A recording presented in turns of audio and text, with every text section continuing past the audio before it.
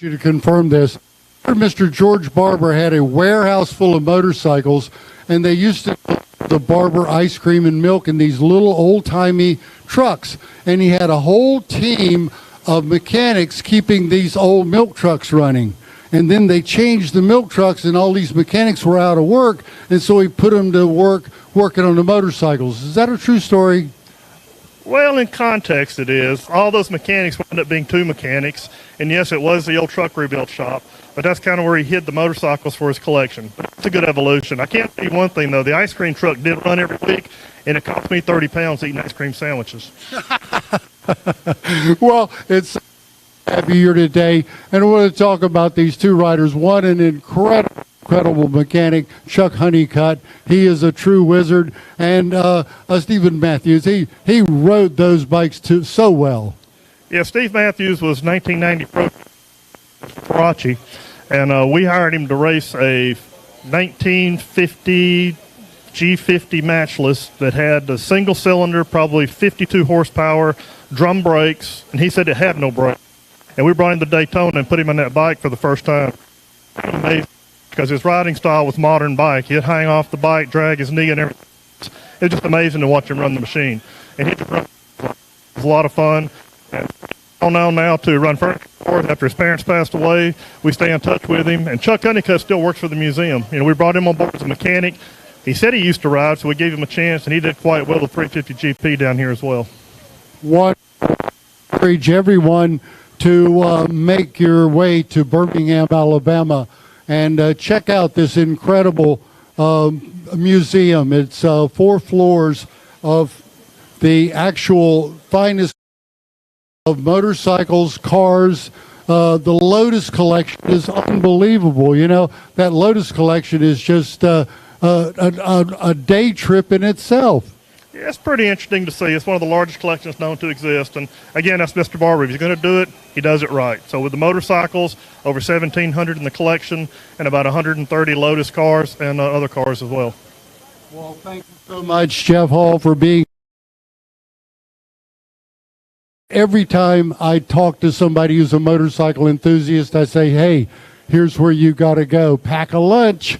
You guys ought to have a lunch stand out front. Can you get a taco stand for taking a break? Sensory overload. You do more than one floor in that place, and you're ready for a nap. It's a great place to be, and we really congratulate you and all the people at Barber, and thank you so much to Mr. George Barber. Well, thank you, and we appreciate everyone. Come up and see us. Vintage Festival, October. All right, Jeff Ray, Vintage Festival. It is one incredible festival. You got to be there. Okay, now I think we have to go to the other side of Screech. Oh, okay. Let me try to get, oh, here we go. Maybe a little bit better. Maybe a little bit better. Okay.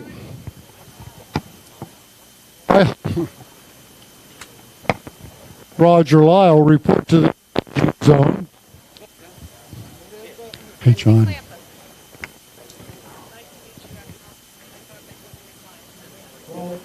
Folks, here we are at the Daytona 200 Monument. A friend of mine, Roger Lyle, has been a longtime friend, and this year he has chosen to bring one of the sport, a motorcycle missionary, and he is honoring John Orich with a plaque here today. Roger, welcome. Thank you, Richard. Honored to be here at the Daytona 200.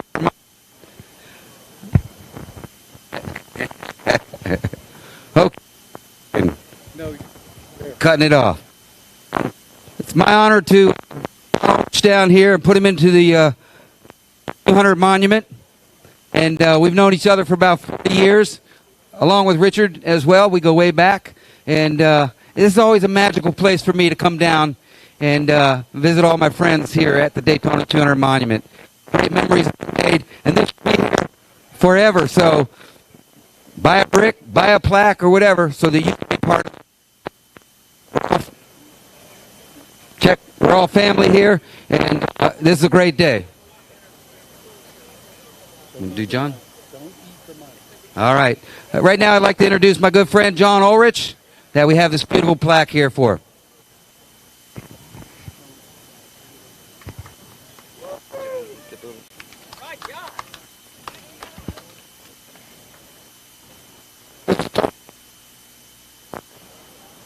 totally unexpected.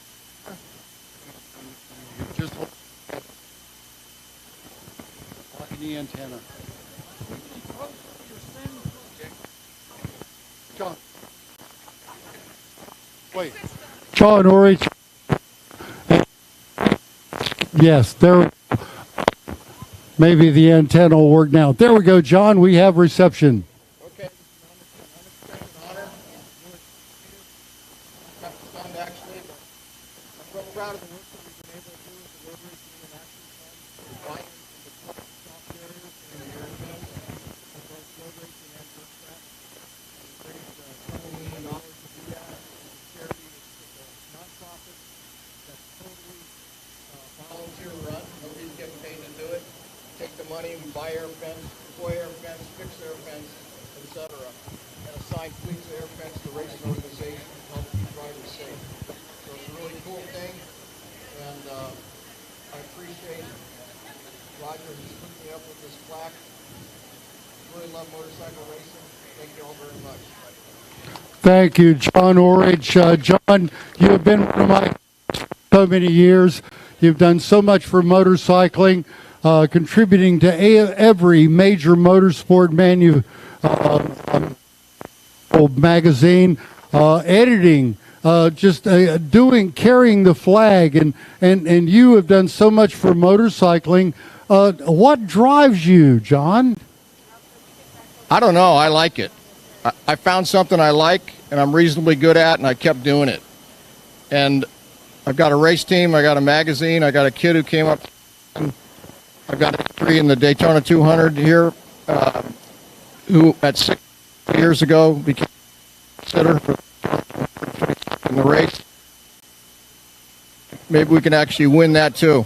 All right, John Orich, everybody. We encourage you to contribute to the Road Racing World Air Fence Fund. You can find more information, and if you don't get Road Racing World, you don't get it. Go online, roadracingworld.com. Thank you, John. Thank you so much. Thanks, John. Okay, now let's head to the other side of the ocean. Wow, Dick put something together here that's hard for us old people to negotiate. A long way. Yeah, this thing has grown so much since we first saw the concept drawings and the architectural design thought pattern about what they might want to make this place look like. And right now, we are going to honor Mr. Bruce Rossmeyer, who, of course, was the start a lot of the motorcycle celebration.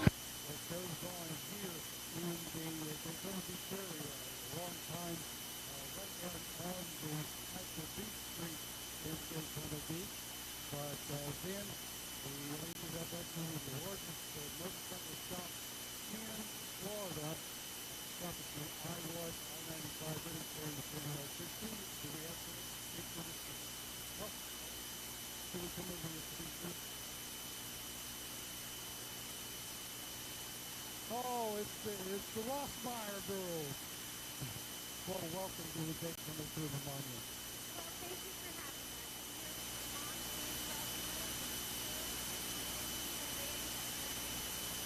What time did you first get on the bus?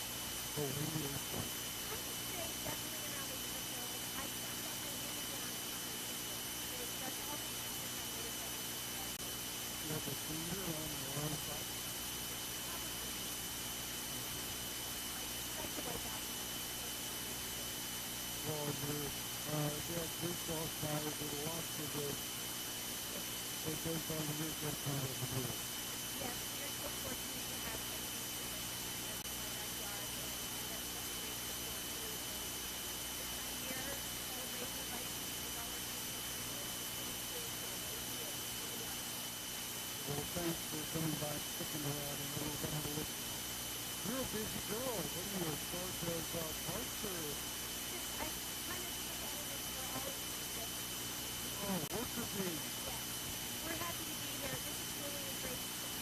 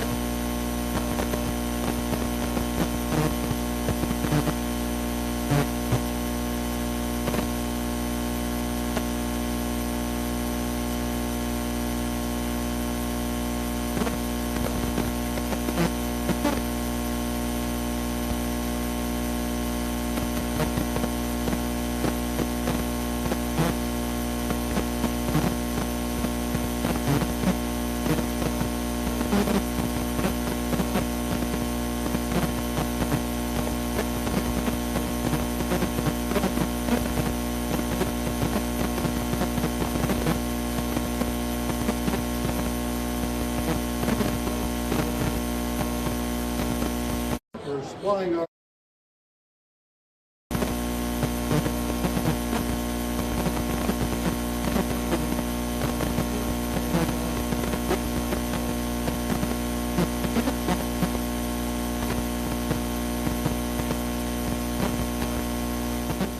Don't call him Arthur. Arthur Cohen, Executive Director. Cindy, welcome to the monument. It's great to be here. We were so excited to be invited to be a part of this. It's such a natural fit for AHRMA with our sport racing to be a part of this. And as you walk around, you see so many of these racers that participated in AHRMA, even if they were previously modern road racers. It's fantastic to see. And I love the fact that we are directly across from Naby Clark's class. It's very special to us. Naby Clark was quite a special individual. We will talk to him a little bit later on about that.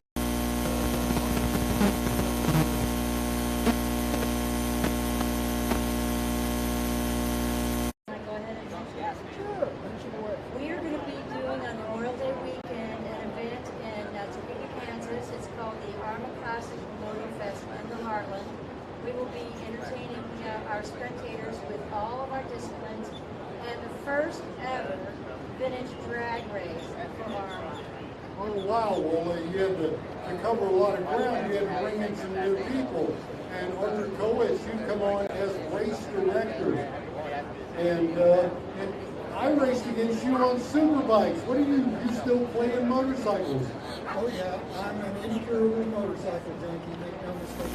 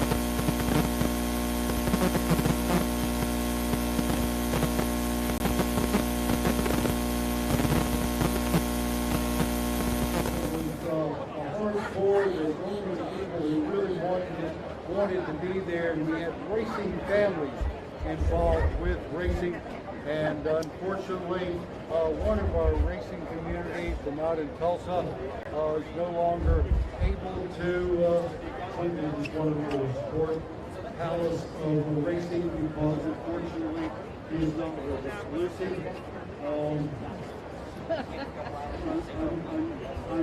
hurting. Well, my dad's memory is when he won Daytona, and on the way down he said, "Mom, I'm gonna win." I said, "You don't have a chance of winning. John Long is gonna win." He said, "No, Mom, I'm gonna win." I said, "Well, my goodness, and letters if you win." Damn if he didn't win. There goes the budget for the Yamaha show. That's right. Well, it is such great memories remembering the times we had. We did have a lot of good times. That was just one thing we had to do every year. That's why when we moved to Oklahoma, it was only having far to the races when we would go to Loudon or Daytona. Coming from California, we're just too far to drive. I remember the whole McDonald family being there at the racetrack and being part of the race scene for so many years. Championships, you were always there mothering everybody. Oh, I love cooking for them. Well, everybody today here recognizing and remembering Bill McDonald, and we miss him. Folks, the McDonald folks have been a serious part of motorcycling for so many years. Norm McDonald, of course, if you've ever heard of K&N filters, the N on K&N is Norm McDonald, and he's right here with us today.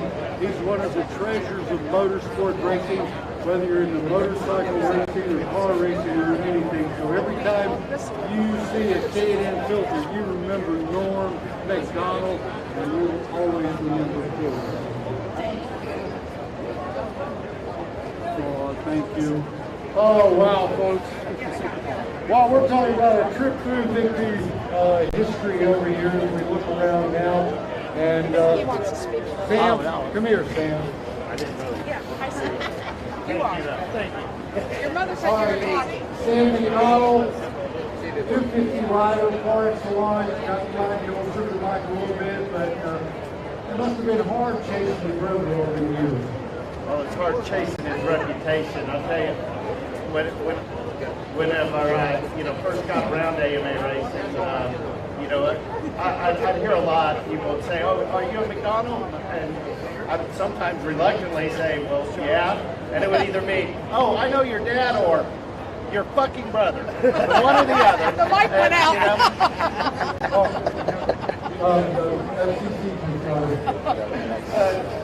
Everybody that was around then knew Bill. Everybody has a story about him. We can go on all day long, but we will be missed. Thank you, Roger. Folks, it's just a weird time when you have someone take it from you and you do everything. Right now, we'd like to move on to the Lyman plan. And let me tell you, a couple of years ago, Al Lyman came around here with a bunch of guys thinking that they might be able to win this Daytona 200. Come over here. We're going to try to get a little bit closer to the plaques so you can see them while we talk. You came up with a herd of brothers. Did you guys try to kill yourself the whole time? Each other for sure at times, but we all came up through the flat track ranks and really didn't have initial aspirations to go road racing. We kind of fell into it, and now all three of us are racing, and it's pretty cool to have a plaque for us three brothers, as well as the win from 2 years ago, and my grandparents, Harvey and Billy Russo. So, my grandparents were huge in the motorcycle community, and my parents brought me down here every year, I think, since I was born for Bike Week, so this is pretty standard for us to be here. Well, it's wonderful to have you, and it's wonderful to see a Daytona 200 winner here at the monument. What did it feel like after you just rolled across start finish and you knew you had won the Daytona 200? I mean, it felt amazing. It was something that I've dreamed about for a very long time, and to get it done and kind of the way we did it was awesome. So we're back here to try to defend it. We didn't get to run last year, so we still got the #1 plate. So we're going to try to get another Rolex this weekend. Oh boy! Whoa! Another Rolex. Why, you going to give one away or wear one on each arm? I got one for my wife coming, hopefully. Oh, girls love big watches. Yes. Make sure we let people know he's going to be signing autographs. Okay, we'll be signing autographs over on the other side here in just a few minutes, but Grandma and Grandpa owned a motorcycle shop. What was it like being a rugrat in the motorcycle shop? Well, yeah, my grandfather Harv Russo started a dealership in 1962 up in New York, so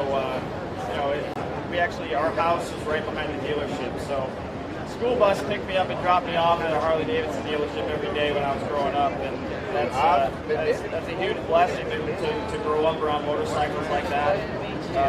My grandmother Millie was state director of the Motor Maids. It really runs deep in our family, so it feels good to be able to kind of carry on that tradition of racing motorcycles and being around the motorcycle community. Wonderful. Well, God will be out there watching qualifying coming up just a little bit later on. And congratulations to you and your brother.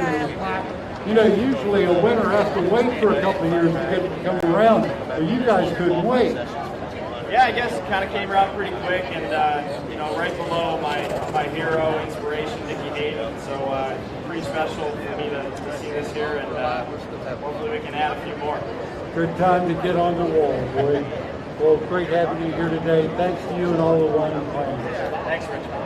Kyle Wyman will be signing autographs over on the other side of our stage here very, very shortly. And now we'd like to move to the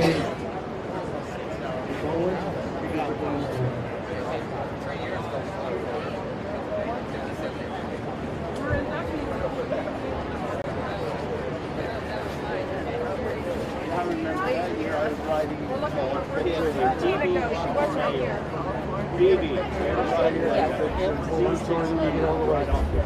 Okay.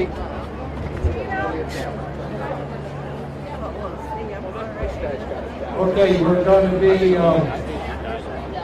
talking to the Ty holder there, Tina Pitt. We're looking for. Oh, here she is, right behind you. There you are. We're doing. This is her father-in-law. This is her son, and this is Tina. And she's going to try to speak a little bit after you talk to her. Well, motorcycle enthusiasts, this is sort of the spiritual home of racing here in Daytona, and we have a couple of plaques which are being presented to represent the Fuller and Pitt family. Now these plaques.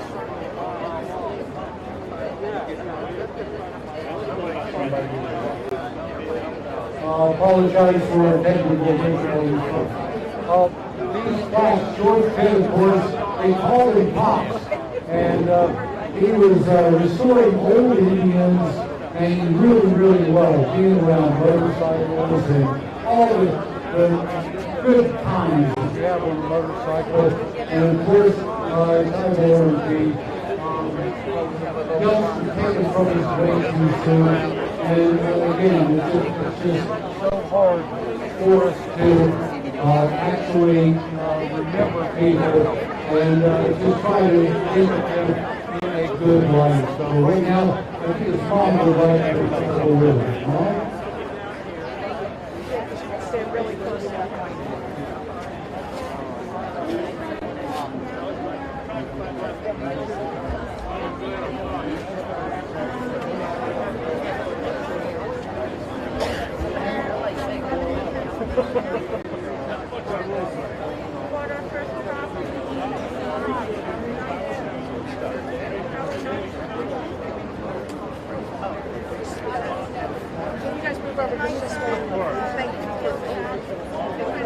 You're good right there.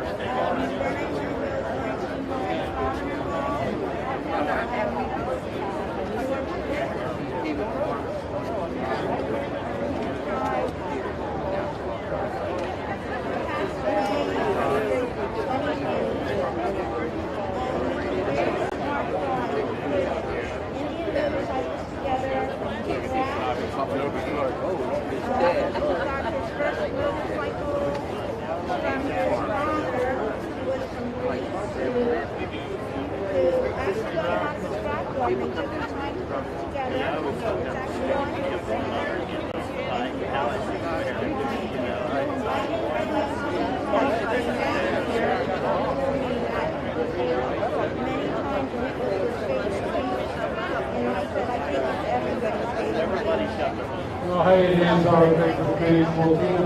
Thanks so much for being here. And we want to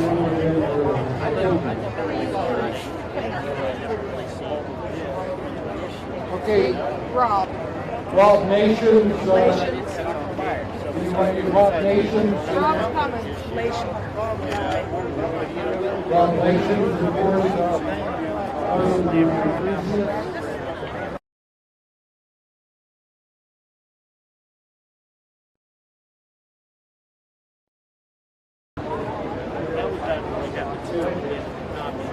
What a good goal.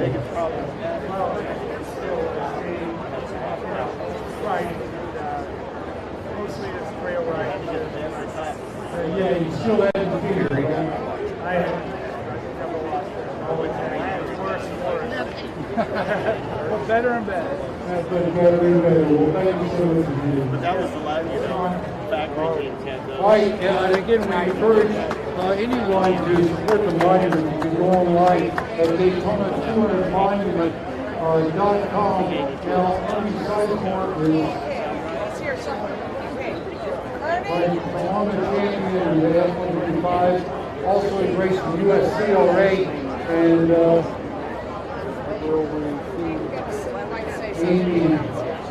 okay, well, anyway, we'll be honoring Mr. Sizemore in just a couple of minutes.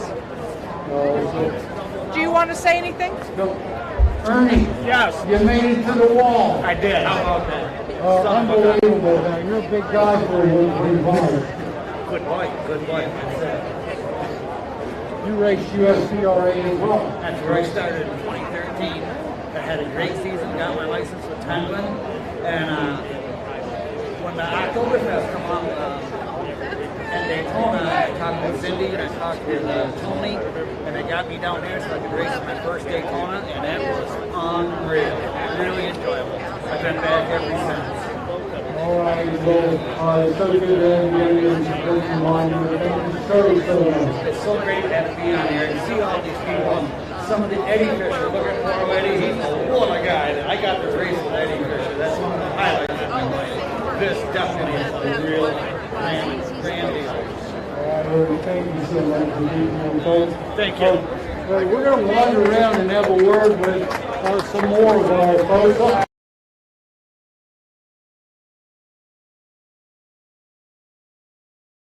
Welcome back to the monument. It's so good to see you. Good to be here again. Good to see you. I know the feeling. Your first race was in 1948, right? 47. 47. How the year I was born. Oh, okay, good. Well, you were still hauling the mail back then, and you keep racing and coming to the races and pulling some fast kids. Hey, your kid won the 250 in the National up in Loudon one year. I was there. You were. I was a silly novice. I didn't know you were that old. Well, buddy. Anyway, evidently, Gary was probably the only guy that ever won the 250 on Saturday and a 100-mile national on Sunday.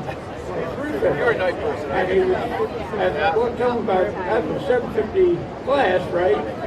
But the 350 alcohol has done some pretty good winning in that, like Don Embry won the big race down here on the street.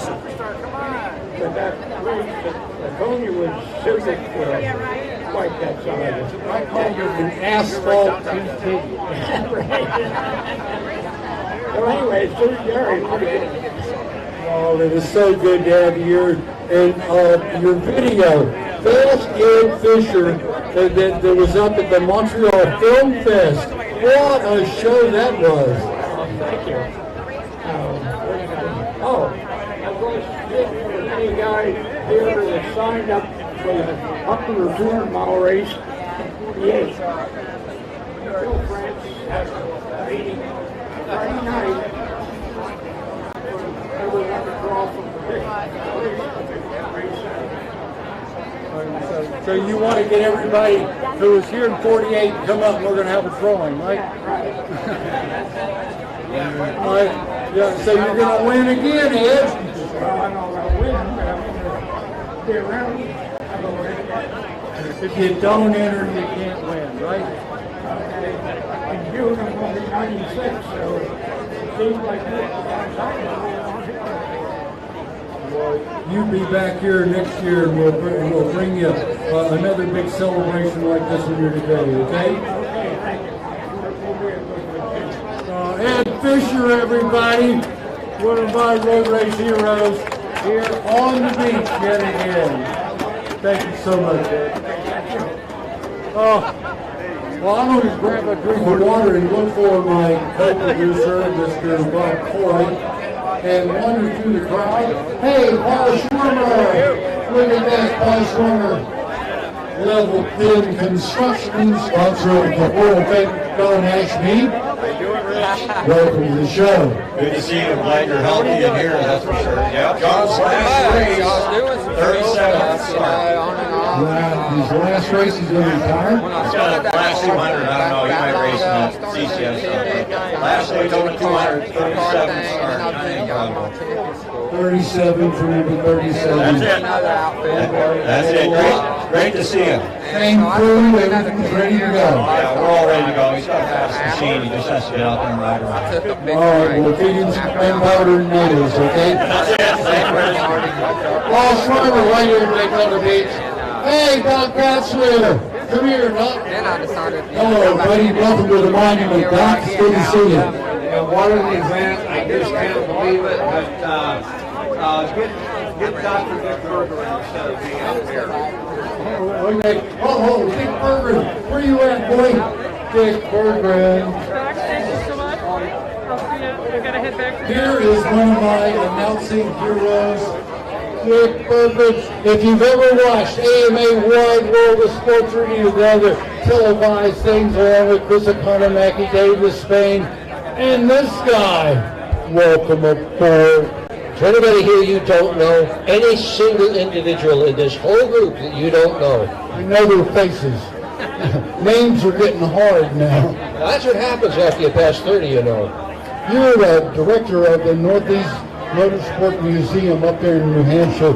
That place is catching fire. It's growing. Well, it is growing. We had a tough year in 2020, but all museums did. We were closed for 3.5 months. But we've gotten through it, and we're going to have a good year in 2021.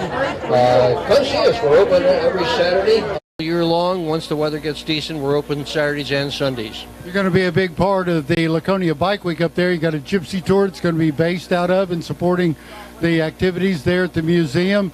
And you ride yourself. You put a lot of time on a motorcycle. Yeah, don't tell anybody, but I didn't know about the rules here, so I'm parked on the boardwalk where you're not supposed to be. But, yeah, I rode in this morning, and why not? It's a great day. Great day. A great day indeed. Dick Berggren, one of my heroes, buddy. Well, thank you. Here's one of my heroes right beside both of us. That's Bob Coy, who has done so much for vintage motorcycle racing, and so the people that raced in years gone by are not forgotten. He's my hero right there, Bob Coy.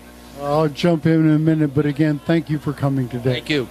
Dick Berggren, of course, Wide World of Sports, and all of the major, excuse me, buddy. I'll talk to you in a minute. Come here. Right now, I want to talk to this guy. I want to talk to this guy. Now, we were just talking to Dick Berggren, the actual director of the New England Motorsports Museum up there. And on the board for that museum is one Bob Coy. And some of your motorcycles are actually on display up there at the museum. And you're on the board, too. It's pretty cool, isn't it? Do you have to be on the board to get a motorcycle displayed? Absolutely not. No, we're always looking for motorcycles to put on display. We like to have the motorcycle on loan for at least a year so that, a lot of people can look at it.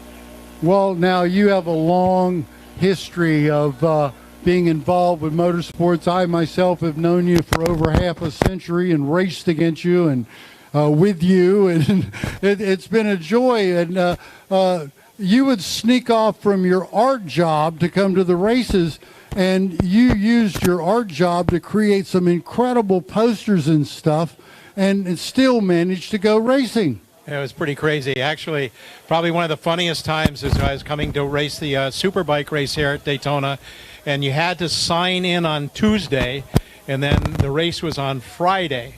So I flew out of Massachusetts on Monday night, signed in on Tuesday, flew back up to Massachusetts, taught school for Wednesday and Thursday, flew out Thursday night to come down here to race. You just had to do that type of stuff. Now, that's got to want to be there. Now, I want to tell you another funny story, that a Bob Coy story. Back in 1974, Yamaha introduced this fearsome four-cylinder Yamaha that started eating every tire that Goodyear could throw at it. They kept making them harder and harder and harder. And finally, I think they made a tire in 1977 that was made out of wood. It actually felt like it because it was so hard. And if you went out on a big 750, it took you a lap and a half or 2 laps to even get the thing warm. We didn't have tire warmers back then, by the way, y'all. So it happened one time up at Pocono. And Bob Coy had looked over the new rules for Formula 750, and it didn't mention anything about the Norton Manx being outlawed anymore. So he whipped out his Norton Manx and decided he would qualify it for the Formula 750 race. Okay, so out in practice early in the morning, Pocono, he gets out on the track and he's whipping around. He gets 2-3 laps in on his Norton, and he is really going. And just as he comes down the front straightaway, Kenny Roberts and Skip Axlin come out of the pits on their Yamahas with these rock-hard tires on them. And so they are tippy-toeing through the infield. And just as they get to the sweeping left-hander before they go hard right, Bob Coy caught him. And they're pussyfooting down on the inside, and Coy blasts them around the outside, blows by both of them, lands in front of them, and takes off. About a lap later. So that was really funny. I started laughing so hard inside my helmet, I lost my concentration, so I had to come into the pits. But I could stay with the TZ 750s on the infield, but once you got onto the banking, they just disappeared. So I did the timing, and I knew that Roberts was going to lap me at the beginning of lap 6. So just at the beginning of lap 6, Roberts went by, and I just pulled into the pits because I knew the freight train was coming after that. Oh, Lord.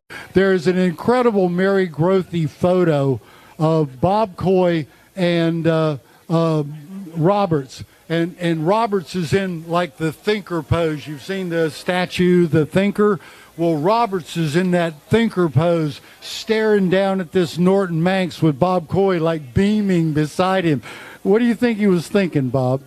I think he was thinking, where did that thing come from and how did it get by me? That's just one of the stories. But, Bob Coy, you've done so much for vintage racing. Right after that, 1977, you actually started USCRA. That's correct. We did the first vintage races in North America at Bridgehampton in conjunction with an AHRMA event. And we actually had a Magola in that first race. And if you know a Magola has the engine in the front wheel, and it's a radial. And that was really a trip. So after that, I started the USCRA, and then AHRMA got started after that with Rob Iannucci. And, we've just kind of, survived now for the last, 43, 44 years. It's hard to remember that far back, Bob. Well, Richard and I go back to the mid-'60s racing in North Carolina together, and we just always had a great time at the races all those years. Yeah, you accused me of cutting the course. I did. I didn't think anybody saw me. Anyway, it's so great to be here with you. Now you have taken on the mantle of volunteering your services. You do incredible artwork. You actually made the Kyle Wyman stand-up poster that is beautiful, representing today's event, and so many other incredible works of art. The Bobby Hill, Dick Clarence for the Daytona Champions posters on my wall, signed by the both of them and you. And that's one of my treasures. Well, it's pretty amazing, this monument here. I had Dick and a lot of the old timers up to the old Laconia track back in, I guess, late 90s. We ran that track up until a couple years into the 2000s. And so I got to meet these guys, and Dick was just absolutely amazing. And his inspiration to do this monument down here just was spectacular. And I think that, it's really important to keep the history of the motorcycle racing alive. And he was from an earlier era, and, I enjoyed the racing, the road racing in the 70s and 80s and into the early 90s, and we're trying to keep all of this stuff alive with the vintage stuff. Well, you've done an incredible job of it, and we really appreciate the efforts of all our organizations, of course, USCRA, AHRMA, and it is just something that continues to give people with these old toys a chance to play with them. Absolutely. It's really great to see these old machines out on the track, and listen to them and smell them, and it's just really great. And what's really interesting is, I'm starting to age out, Richard's starting to age out. We really need to get the younger generation involved to keep all this stuff alive. Absolutely. We got to grow some kids. Where are our race kids? But anyway, it is wonderful. Bob Coy, thank you for so much that you do for not only here, but all around the United States with your events, your Moto Giro, and your vintage races up in New Hampshire. You're a big part of the Laconia event. Are we going back to the hill climb at Weirs Beach again? We're going to have the hill climb in Weirs Beach again on Tuesday of Motorcycle Week up there. It's really crazy because it's on the public road right out of the Weirs. This is the first time.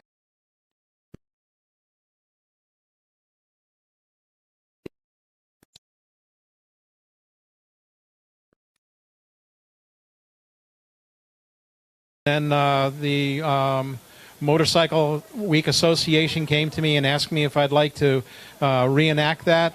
It's now a paved hill, and so it's just been really outstanding. We make a lot of noise. We don't have to have mufflers, and so it's the sights and sounds of the old machines pre-1968. It's pretty spectacular. Indeed. I'll be there.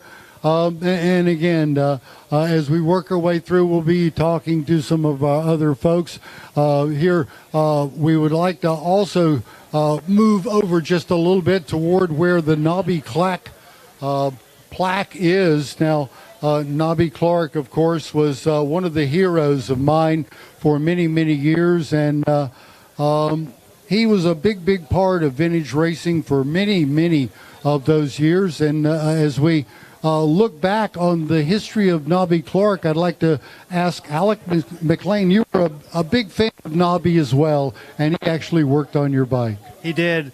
I got to meet him in New York City 25 years ago already, and we became friends immediately. And then I was able to bring him to the tracks, the races at AHRMA, and he was signing more autographs than working on my bike sometimes, but that's what I wanted him to be there for. Just the ambiance of his personality. He was such a charismatic guy. You have a little problem with your bike, and he's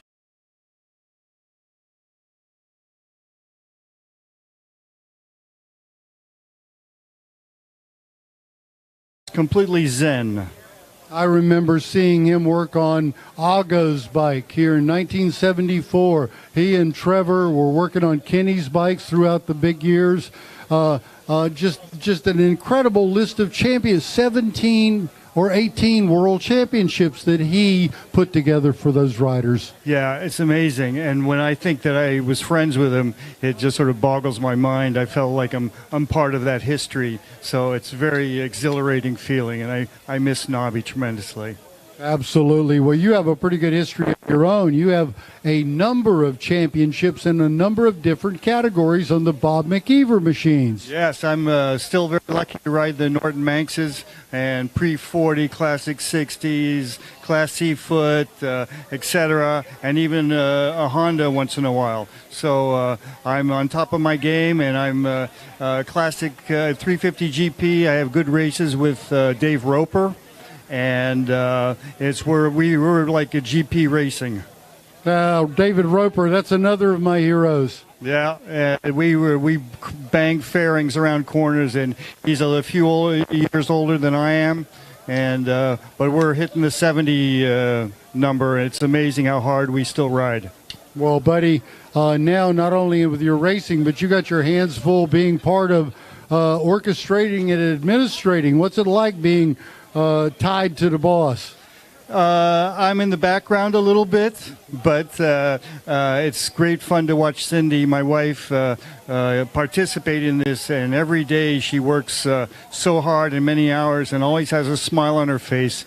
And everybody on the phone is laughing, and she helps them out and gets their credentials done and whatever. So yeah, I've never thought I'd be a part of the organization, but I am in the dark, in the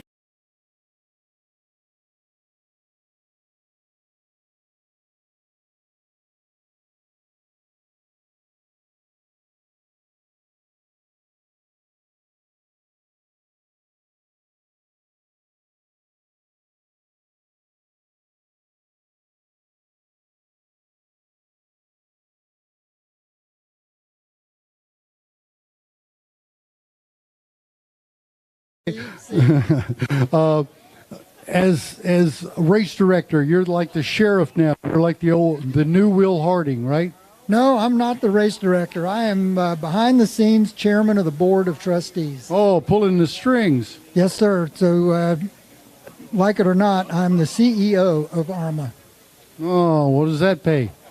A lot of hard work and a lot of smiles. Oh, yeah, a lot of effort is what that pays. I know what you mean. Buddy, have a great season, and thanks for being here, and I'll see you out at the 200. You are the oldest man ever to race in the 200. You knew that, didn't you? Oh, yeah, I know that. Well, yeah. Unfortunately, I think everybody knows that. All right, buddy. Well, anyway, thanks for being here. All right. Hey, look.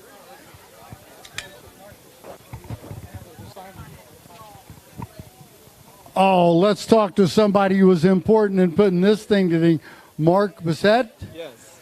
Mark, look what you drew up. I know. It's been a real honor and a pleasure to be involved with Dick and Bev. Started with them in 2001, and it's really amazing how it's come together. Well, when Dick Clamford first got in touch with you, did you think he was some kind of crazy motorcycle guy? Yes, I did. He actually said, he goes, I'm going to get a backhoe and set a monument on the beach. And I said, I don't think we can do that. I think we're going to need drawings and so forth. And he, through the process with the city, was able to get them to agree to giving us a spot. We had to move the monument for the band shell, which is right behind me. And it was a lot of fun. And I really enjoyed it and became part of their family. Well, thank you for your contribution. Christy, how long have you known this guy? Time. Mom kind of kept him sheltered, though, when she was around, because him and his partner, Lou, she just loved dearly. So, it was I was kind of out of the way there then. I missed the start of the conversation. Did you tell about the backhoe? Yes. Oh, yeah, they're going to have a backhoe on the beach. Hey, will we use it as a thrill ride for somebody? No, did you envision all of the columns and everything? Who designed the actual center monument? Well, Dick had done the original monument, and he came to me with a colored rendering, and then we did the architectural detailing, and then we started. It just kind of grew from there. The city made us. We had to, include the landscaping and all the brick pavers. We had to bring a drawing to them showing them exactly what we were doing. It was quite a feat. But the interesting thing was the railing. Dick had put a white PVC fence up, and of course we had to change that because the skateboarders were riding up on the monument. But anyhow, the stainless steel looks like it's holding up. Well, I tell you, it is a marvelous, marvelous thing you have imagined. And we thank you so much. And I know Dick and Beverly are looking down saying, keep it up, y'all. So thank you again. Well, we're here to support them as long as I'm alive. That could be said for a lot of us. That's again. fine. All right. Got another special guest. Yep. Scott Russell's around the corner. Scott Russell. Hey, can I get him over here? I don't want him Scott Russell. I'll go over here and lasso him. Scott Russell. Scott. Buonasera. Mr. Daytona, y'all, Scott Russell. Hey, buddy. Hey, Richard. How are you, man? Oh, I'm alive and kicking. It's so good to see you. Yeah, it's good to be back here, and this is a special place right here as we stand. So we heard there was something going on, and we rushed out here to see if we could catch the end of it, and glad we did. Well, I'm so glad to see you, buddy. You know, so many of the memories go back of your wins at Daytona, and I was just playing Pat Gonzalez the tape of you where you passed 2 world champions going into turn 3 and then promptly parked it in front of them and got up and beat them anyway. Yeah. As I was sliding across the road, I was wondering what the hell I was doing. But luckily, I was able to get help from the corner workers that day and make some history after that Kawasaki started up. You didn't need no pace car, dude. Nah, you know, some people were crying about that, but we know the real story. You betcha, you betcha. Well, you ride a bunch and you just got married. How's married life? It's pretty good. I had been practicing for about 8 years with her, living together, so we knew what we were getting into, and it's a good thing. Feel good about it. Just cycling a lot, feel great physically. And then, you know, I get to ride my motorcycle every bike week and come down here and be a fan, and that's what I am now. So. Oh, buddy, I want to have you out at the 200, out at the racetrack and stuff, but it's just so amazing to have actually been there and watched you progress from the old Suzuki Cup days and Kawasaki, and you ride anything with wheels on it. I know. They come through in a good time, didn't we? You know, when we were making good money and the series was competitive. A lot of manufacturers were involved. Definitely a lot's changed since then. But I'm just look back and go, man, we came through at the right time. You know, when you look at all the history, I don't think there was a better time than the 90s down here. And but, you know, it's makes me proud to be that guy they call Mr. Daytona. It makes us proud to have you down here today, Mr. Daytona. Thanks so much for being here. Good to talk to y'all. Y'all have a great weekend. Scott Russell, everybody. Wow, thanks, buddy. Oh, Scott. Whoa. We got to get a big magic marker. Hey, folks, we're going to have a personally messaged print. These were the prints of the original. Scott, I'm going to get you to do something for me here. We're going to try to sell one of these for the monument. Now, these are the prints that we made. Right. Okay, now we're going to offer the first person with $100 a poster, a print that's signed by Scott Russell, Dick Clamford, and the artist Lee Bivens, and he will put a special message on there, the first $100. There it is. All right. There. Okay, now we need to get a good little place where you can. I need to have him write this. Step out of the way for you, okay? Okay. Oh, sorry. Here you go, Scott, right here, buddy. We'll do it right here. Okay, we got one of them. Let's try again. Anybody else want a personal message? One of two, I might add. These prints were donated by Lee Bivens to the monument to support the monument. The money goes straight into the preservation fund here at the monument, and they were going to sell for $100, and we still got a few of them, and we'd like to generate some cash for the monument. Thanks, Scott. All right, here's another gentleman. Oh, you're going to have to chase him with the marker. Scott Russell, right there. No, he's got the marker. Oh, you got the marker? Oh, no. Oh, yeah. I'm sorry. Leave your stand, okay? Can you throw one down there? Here, I'm going to make you do this for this. Give me one of these.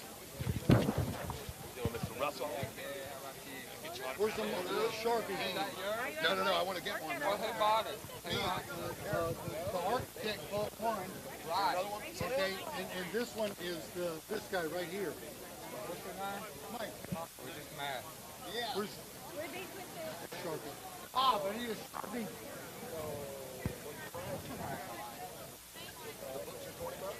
Yep.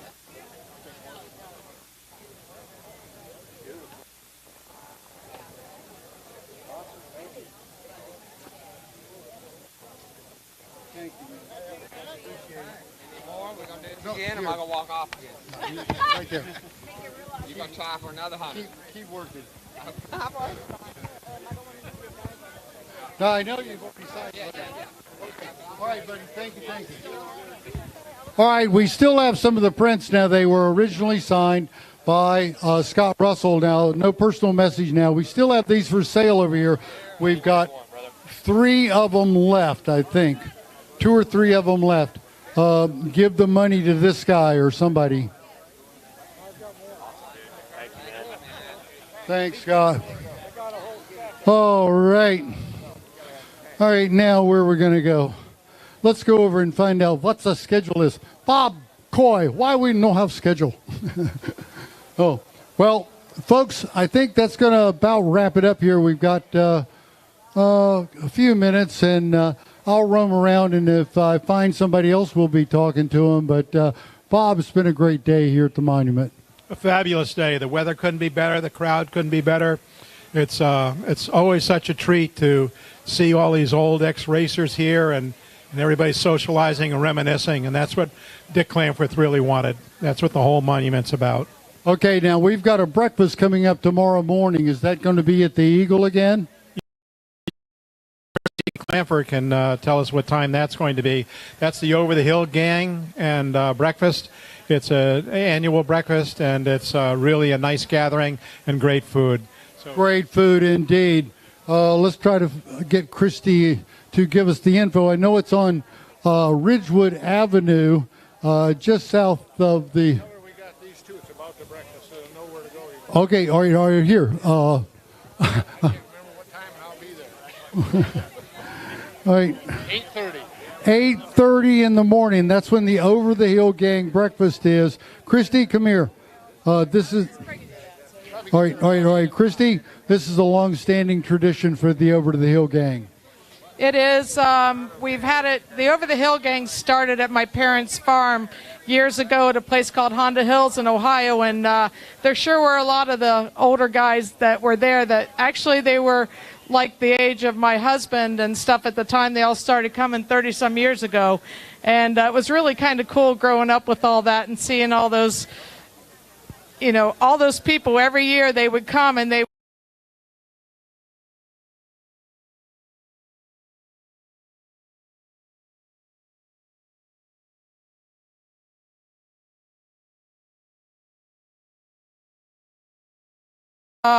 so many people from Ohio that raced too that didn't have to travel far, but it was just amazing hearing the story. Dot Robinson, and they tell stories and never tell the same story twice. I think my dad did once in a while. He told the same story twice, but I know all my mom always did would look over and go like this and tell him it was time to quit. So I'm going to quit now, but again, No, you got to tell us the address and what time it starts. Okay, it's at 5130 Ridgewood. If you just go up to Dunlawton, go over the bridge on 1. It's just about a mile down on your right, and the breakfast starts at 8:30. If you want to hear some good one-on-one stories with a few of the riders and just partake with them, it's a great little breakfast and a great little ordeal to come to. So hopefully we'll see you all for breakfast tomorrow morning at 8:30 at the Eagles on Ridgewood Ave in Port Orange. And I've got, if you need address or something, I got some little flyers here. So. All right, well, thank you so much, Christy, and thank you for continuing your hard work. And I, again, just thank Richard and Bob so much for coming and helping and setting up everything, and everyone else. I mean, it's hard to just thank 1 or 2 people because there's so many people involved in it, but everybody's wonderful. Thank you. Thank you, Richard. Thank you, Christy. All right. Well, we'll put on a little bit of music if I find somebody else to talk to. We'll jump back in, but right now we're going to put a little bit of music while we mellow down easy. So, Bob, we'll get the reggae on cranking, get that steel drum rolled out here, and see if we can crank up Bob Marley one more time. But again, it's been so wonderful, all you folks. I hope you had a good time here today. And again, thanks to the folks who helped us out here with our videography, our American Historical Racing Motorcycles Association videographer, the USCRA, also along with all of the folks who helped us keep this place together. Remember, it's up to us to keep Dick Clamford's dream alive here on the beach at Daytona, where it all began. So again, we've got more Daytona 200 books for sale, and I think there are a couple of prints left.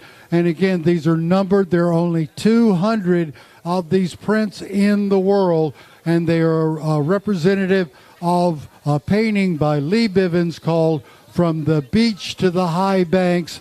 It represents Dick Clamford with his signature and Scott Russell with his signature, along with the artist Lee Bivens' signature as well. They're for sale over at the monument tent area. We'll put on a little music and get back to you in a few minutes.